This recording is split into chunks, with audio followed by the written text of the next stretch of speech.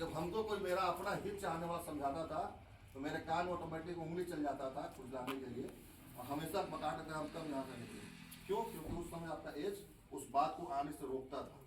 आपका हार्मोन उससे ज़्यादा स्पीड चल रहा है कि हम कुछ भी कर लेंगे। लेकिन ऐसे तमाम एक एज ऐसा आता है, ऐसे तमाम बातों के साथ ऐसे जब दिन बीतता है, एक एज ऐसा आता है जब आप पढ़ लिख कर BA पास लोग बकरी चराते हैं जंगल में और किसी बोरा फैक्ट्री में अपनी जवानी गुजार देते हैं। ये आता है समय 25 साल के बाद आए या 30 साल के बाद आए, तो आपको क्या देखना अपने मोबाइल में? रियल क्या है जो मेरे फेवर का है। तो आपको बता दें कि माननीय तेजस्वी जी युवाओं के खातिर आप जब भी अगर उनकी सरकार आती है तो जब आप फॉर्म भरिएगा नौकरी का, आपका 1 रुपया नहीं लगेगा। क्या ऐसा घोषणा पत्र में किसी और पार्टी का घोषणा पत्र में है क्या ये चीज? तेजस्वी जी चिल्ला चिल्ला कर बता रहे हैं कि जब आप अपनी नौकरी का फॉर्म भरिएगा, एक फॉर्म को भरने में कम से कम 250 से 300 रुपया, 100 से 300 के बीच में एक फॉर्म का खर्चा आता है। और किराया सेंटर पर जाने का कम से कम 1000-2000 रुपया आएगा, क्योंकि आपको वहाँ रुकना पड़ेगा। धर्मशाला में भी रुकिएगा तो आपको कम से कम 2000 रुपये पॉकेट मिलेगा। वो सारा किराया बस का और फॉर्म का फीस आपके लिए माफ कर दिया जाएगा। यह बात आपको पता था? क्यों नहीं पता था? क्योंकि आप उस मोबाइल में रील देख रहे हैं, टुनटुन यादव, खेसारी लाल यादव और पवन सिंह का विवाद देख रहे हैं ना, फलाना किसको कितना गरिया सकता है, और उसको डॉलर में कमाई हो रहा है। आप जितना व्यूज दे रहे हैं उसको डॉलर में कमाई हो रहा है। वो बस गरिया रहा है, दोनों रात के होटल में मिलता है, वो भैया गरिया लेता है और आप उसका मजा लेते हैं। युवाओं को इसीलिए भरमाया जा रहा है, मुद्दों से भटकाया जा रहा है।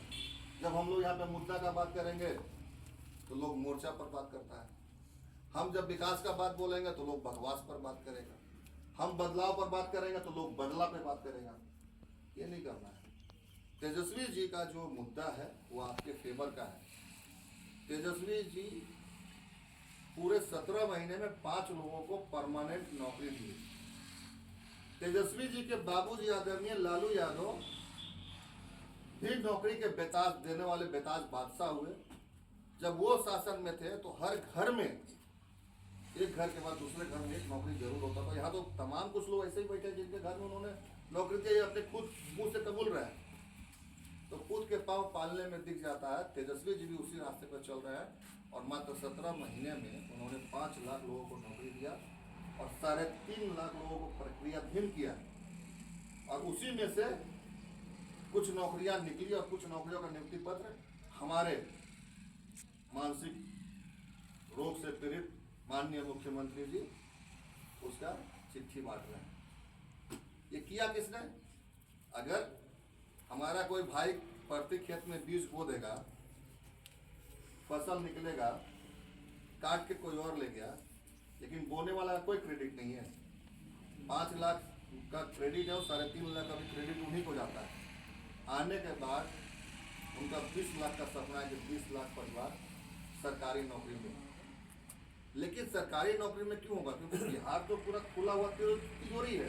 पहले इसको लूटा, फिर टुकड़े में बांटा और आपको कुछ नहीं मिला तो सिर्फ बेरोजगारी का चाटा। इसीलिए इस चीज को रोकने के लिए तेजस्वी जी डोमिसाइल नीति लेकर आ रहे हैं। अब डोमिसाइल क्या होता है?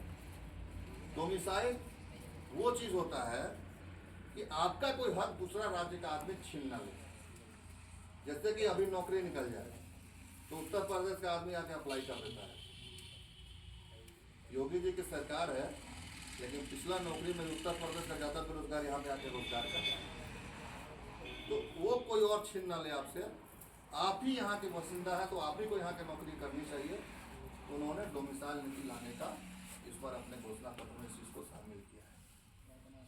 आप देख रहे हैं स्मार्ट मीटर को, सुने होंगे स्मार्ट मीटर, स्मार्ट मीटर सुने ही होंगे।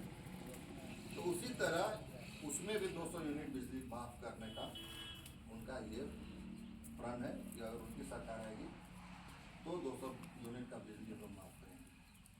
बिजली माफ होगा तो आपका मोबाइल भी चार्ज होगा, आप ज़्यादा पंखा में रहिएगा, इसी में रहिएगा, टीवी देखिएगा, फ़ायदा आप ही का है।